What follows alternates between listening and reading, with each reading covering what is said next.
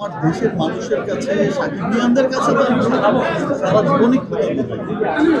সাকিবিয়ানরা আমাকে মানে সাকিবিয়ান I am also সাকিবিয়ানস। আমিও শাকিব খানকে পছন্দ করি।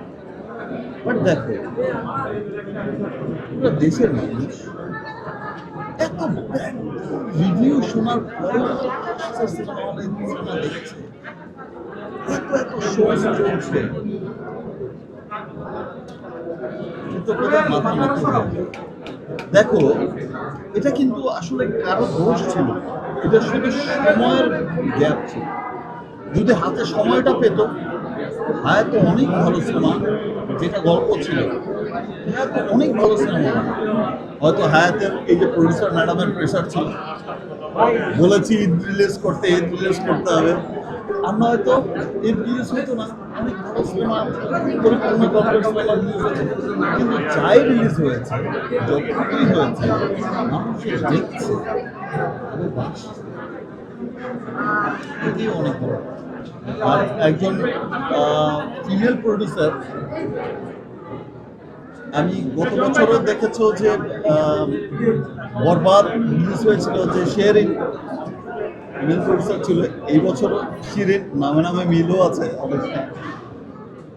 বাট উনিও চেষ্টা করেছে ওনার কাছ থেকে সবচেয়ে ভালো সিনেমাটা উপহার দেওয়ার। বাট ট্রাস্ট মি, সব কিছু ডিজাস্টার হয়েছে শুধু সময়ের অভাবে। আমরা কিন্তু প্রায় 3 মাস কিন্তু শুধু পারমিশনের কারণে, যেহেতু পুরো ছবিটা রেডি করা ছিল ইন্ডিয়া, একটা জায়গায় সেট করা ছিল, সেই সেটটাকে ভেঙে, আসলে প্রিন্স ছিল অনেক অনেক অনেক বড় সেট, সে সেটটাকে ভেঙে আবার করা আসলে সবার জন্যই আমরাও অনেক দুঃখিত। আসলে আমরা যেটা দেখাতে চেয়েছিলাম সেটা দেখাতে পারি।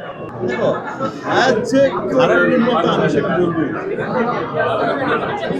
আজ অনেক ভালো নির্মাতা, অনেক ভালো নির্মাতা, অনেক ট্যালেন্টেড একটা। কিন্তু ব্যাপারটা হয়ে গেছে, সব কিছুই হয়েছে সময়।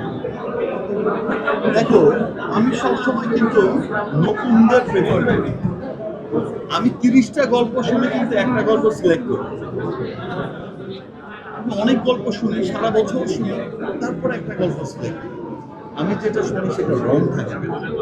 আমি শুনি, আমার টিম শোনে, একাধিক অনেকবার শুনি। এবার যেটা হয়েছে, যেমন হৃদয়ের ক্ষেত্রে যেটা বলা হয়েছিল যে হৃদয়ের ছবি করবেন আপনি, ছবি। আমি বলেছি যে হৃদয়ের সিনেমা দেখে সবাইকে বলতে হবে, হৃদয় হচ্ছে one of the best director, commercial director. দম আছে ভাই। হায়াতের ক্ষেত্রেও সেটা কিন্তু ব্যাপারটা ছিল। হায়াতের সিনেমা দেখে, হায়াত কিন্তু খুবই ট্যালেন্টেড একটা মানুষ, ও আসলে সময়টা পায়।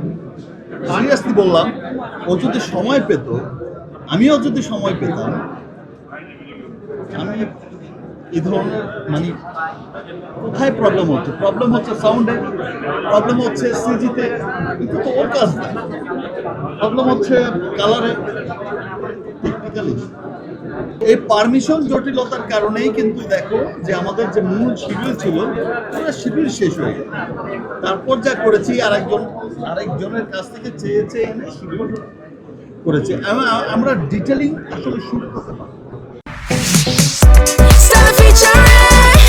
Next level, well done, side by side, fridge.